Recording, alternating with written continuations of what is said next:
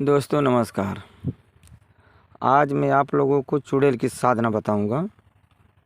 बहुत ही गजब की है और मात्र आप इसे 1 घंटे से लेकर के सवा घंटे के बीच में इस साधना को आप कंप्लीट कर सकते हैं। वीडियो थोड़ी सी लंबी होगी या छोटी होगी, लेकिन बीच में छोड़ दोगे तो कुछ समझ में आएगा नहीं। पहले बता दिया, नहीं देखने का मन करता है ना तो छोड़ के भाग जाओ, अभी मत देखना, कोई ज़रूरी नहीं है।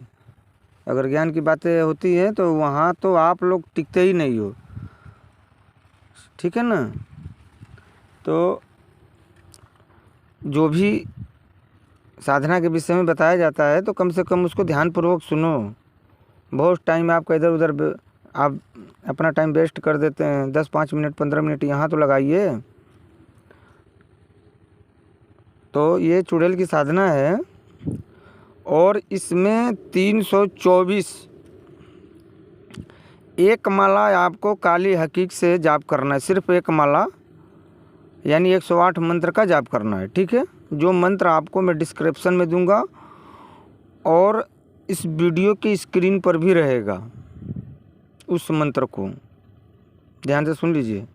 वीडियो के स्क्रीन पर भी शुरू में रहेगा या एंड में रहेगा, वो मैं डाल दूंगा, या बीच में रहेगा, कहीं तो आपको दिखेगा ही दिखेगा, ठीक है। और डिस्क्रिप्शन में पूर्ण विधि विधान नहीं रहेगा। इसका पूर्ण विधि विधान में वीडियो में भी कुछ संक्षिप्त में बता देता हूँ, और बाकी आप मुझे व्हाट्सअप करके यदि साधना करनी होगी तो, और नहीं करनी है तो दिमाग मत चाटना मेरी, पहले बता दिया, ठीक है। तो ध्यान से सुन लीजिए। इसकी साधना करने के लिए आपको क्या चाहिए, 324 चिरमी के दाने चाहिए, जिसको वो भी चिरमी के दाने कैसा होना चाहिए, एकदम बिल्कुल ब्लैक कलर के, ठीक है। 324 दाने होने चाहिए। और एक काली हकीक माला जो पैशाचिक मंत्र से प्राण प्रतिष्ठा की गई हो। चिरमी के दाने भी प्राण प्रतिष्ठित होने चाहिए, ठीक है।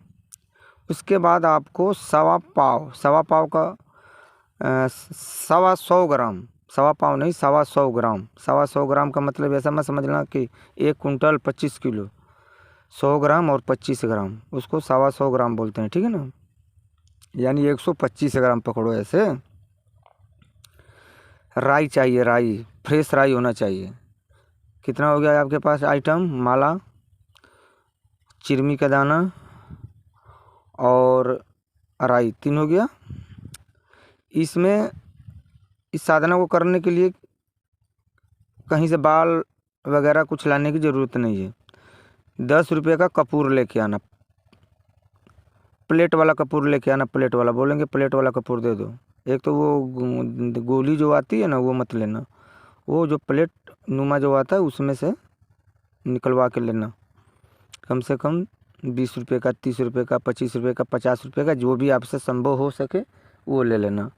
और बबूल की लकड़ी भी लेना। तो बबूल के कांटे भी लेना, कुछ कांटे होने चाहिए, 10, 15, 25, 50 जो भी मिल जाए, एक ही मिल जाए, ठीक है, लेकिन लकड़ी होनी चाहिए आहुति देने के लिए। हो गया। तीसरा है काला आसन, ऊनी आसन होना चाहिए। पॉलिस्टर का भी रहेगा तो चलेगा, कोई दिक्कत नहीं। ब्लाउज का पीस आता है पॉलिस्टर में, उसे भी यूज कर सकते हैं। और पॉलिस्टर की धोती आप ले सकते हैं ब्लैक कलर की, ठीक है ना। 2 हो गया। एक जलपात्र होना चाहिए, और उस जलपात्र में क्या होगा, क्या डालना है, ध्यान से सुन लीजिए। अभी जलपात्र में थोड़ा सा 1 चुटकी कामिया सिंदूर डालना है। उसमें जलपात्र में, उसमें जल रहेगा और उसमें कामिया सिंदूर डालना है। बस आपको इतना करना है। आपका दिशा जो है दक्षिण दिशा की तरफ रहेगी। और इस साधना को आप अपने घर पे करेंगे अथवा बाहर करेंगे, जहां आपको अच्छा लगता हो। छत पे कर सकते हैं, बालकनी में बैठ के भी कर सकते हैं, या फिर अपने जो आपका जो गार्डन है वहाँ पर भी बैठ के कर सकते हैं। दक्षिण दिशा की तरफ आपको मुँह करके बैठना है। 1 अगरबत्ती, 2 अगरबत्ती, 3 अगरबत्ती, 50 अगरबत्ती, जो समझ में आए जला लेना, ठीक है। इसमें कोई बंधन नहीं है कि आप कितना जलाओगे। मन करेगा तो पूरा 1 ट्रक अगरबत्ती जला लेना, ठीक है ना। बहुत से लोग ना अंड बंड जो है कि बोलते हैं कितना अगरबत्ती जलाएं, तो कितना दीपक जलाएं, तेल कितना होना चाहिए। अरे भाई समझ में नहीं आता कहाँ से आ जाते हैं ऐसे ऐसे लोग व्हाट्सएप पे मेरे, ठीक है। उनको तो मैं सीधा ब्लॉक ही कर देता हूँ। ये हो गया 2 चीज़ें, मतलब ये सारी प्रोसेस यहाँ तक बताया। उसके बाद आपको क्या करना है, जो मंत्र दिया जाएगा, एक प्रार्थना मंत्र आपको भेजा जाएगा, यानी जिसको आवाहन मंत्र बोलते हैं, वो आवाहन मंत्र आपको दिया जाएगा। उस आवाहन मंत्र का 3 बार उच्चारण करना है, ठीक है ना। उस आवाहन मंत्र का 3 बार उच्चारण करने के बाद काली हकीक माला से आपको 1 माला का जाप करना है, ध्यान रहे, ठीक है। चिरमी का दाना जो है, चिरमी का जो दाना है वो आपके पास होना चाहिए, सरसों कराई भी, और ये सब जो जितने भी ये सामग्रियाँ हैं ना, एक मिट्टी का जो सकोरा जो होता है, मिट्टी का कटोरा बोलो, सकोरा बोलो, चाहे बर्तन बोलो, उसमें पहले से एकत्रित करके रख लेना। और भोग में इसके लिए क्या चाहिए, कोई खीर का बना हुआ प्रसाद, दूध का बना हुआ, और खीर का बोल रहा हूँ, दूध का बना हुआ कोई प्रसाद होना चाहिए, जैसे बर्फ़ी हो गया, पेड़ा हो गया, मावा हो गया, ऐसा कोई, मतलब थोड़ा पाव, 1 पाव जैसा, ये एक मिट्टी के बर्तन में पहले से ही आपको तैयार करके रखना। ये सात्विक साधना है, ध्यान रखना। देखने में ये लगेगी तामसिक, लेकिन है सात्विक ही तरीके से, क्योंकि इसमें तामसिक तरीके का कोई भोग वगैरह नहीं है, ठीक है। और 1 माला मंत्र जपने के बाद जो बबूल के जो कांटे हैं और जो लकड़ियां हैं, उसमें कपूर रख करके उनको जला देना है, ठीक है। अब क्या करना है आपको, 1 मंत्र बोलना है, 1 चिरमी के दाना और एक थोड़ा सा सरसों उठा करके उसमें आहुति देते चले जाना है। ध्यान रखना इस बात का, आपको यही ध्यान रखने वाली चीज़ है। जब ये लगभग 100 मंत्रों से जैसे ही आप ऊपर जाएंगे, वो तुरंत आकर के सामने खड़ी हो जाएगी। कोई डर नहीं है, कोई भय नहीं है, ना इसका उसके अलावा कोई दूसरा आने वाला है, ना तीसरा आने वाला है, ना उसकी माँ आएगी, ना बहन आएगी, ना उसका बाप आएगा। जब आएगी तो वही आएगी, और उसका उम्र, उसकी हुलिया में अभी से मैं बता दे रहा हूँ, ठीक है ना। उसकी उम्र ज़्यादा से ज़्यादा 22 बरस से लेकर के 40 बरस के बीच में होगी, ध्यान रहेगा। दूसरी बात, उसके जो कपड़े हैं, कुछ लाल, कुछ बैगनी, कुछ वाइट, इस तरह के कपड़े होंगे, यानी ये तीनों का मिश्रण होगा, ठीक है। बाल खुले हुए होंगे, आँखें, मुंह, नाखून, गर्दन, पैर, अंगूठा, जो भी कुछ होगा एकदम इंसानी रूप के जैसा होगा।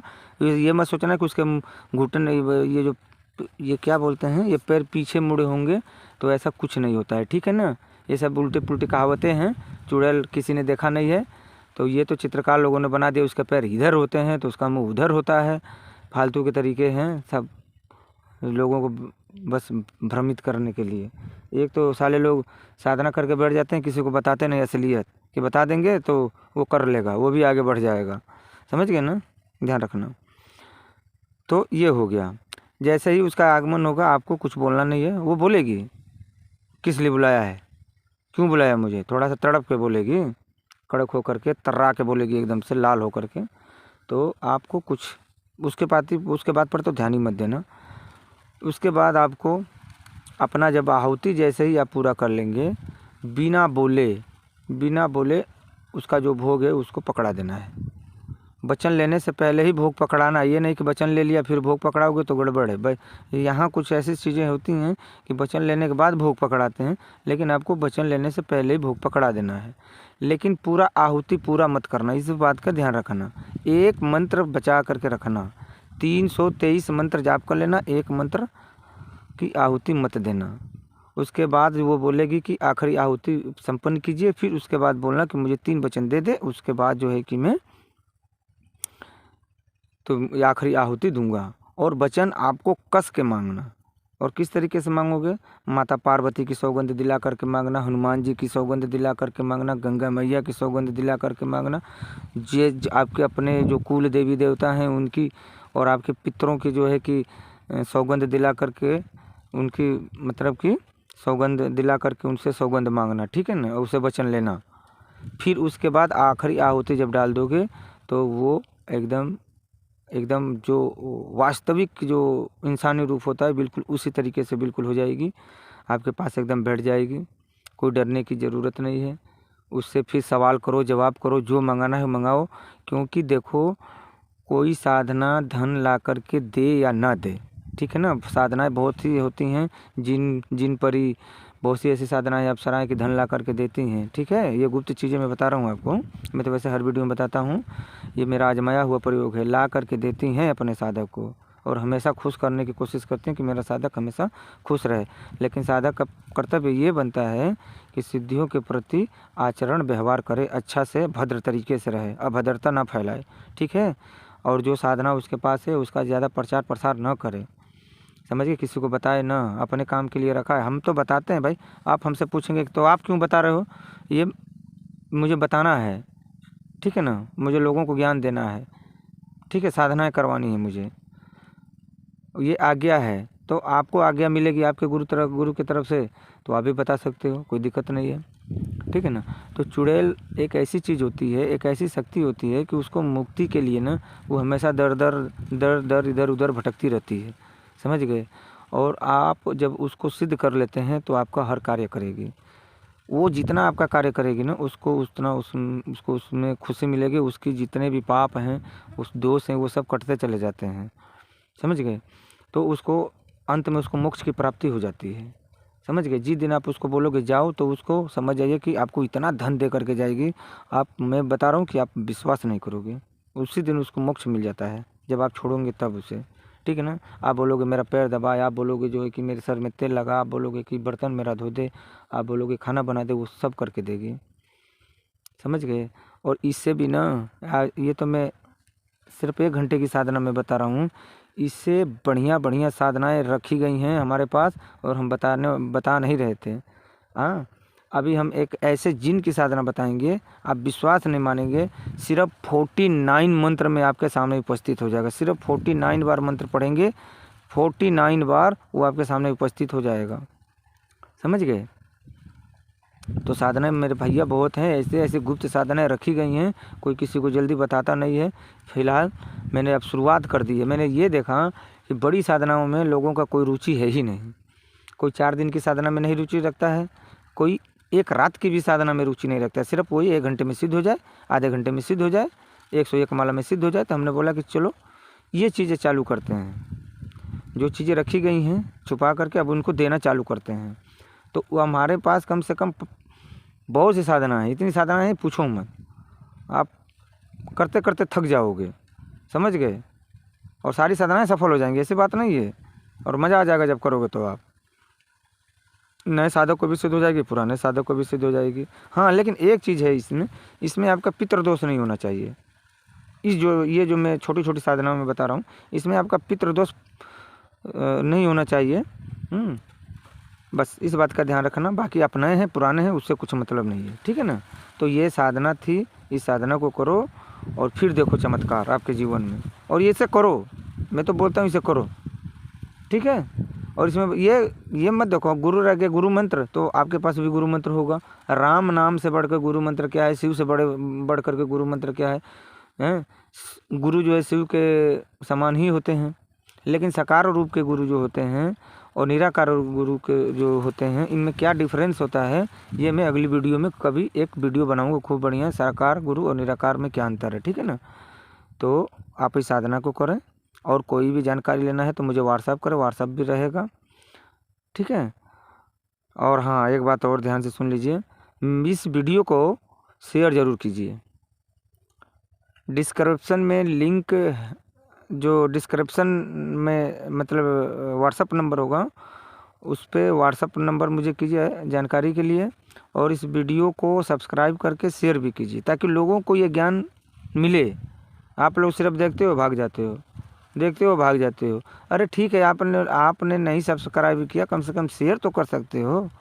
कौन से सर पे बोझा हो गया है, ठीक है ना। ये चैनल आप लोगों का है, मेरा नहीं, आप ही लोगों के लिए बनाया गया है, आप ही लोगों को संभालना है इसे, ठीक है। ठीक है, जय महाकाल, जय माँ कामाख्या। फिर मिलेंगे अगली वीडियो में। और नहीं, जो ना समझ में आए तो मुझे व्हाट्सअप कर सकते हैं।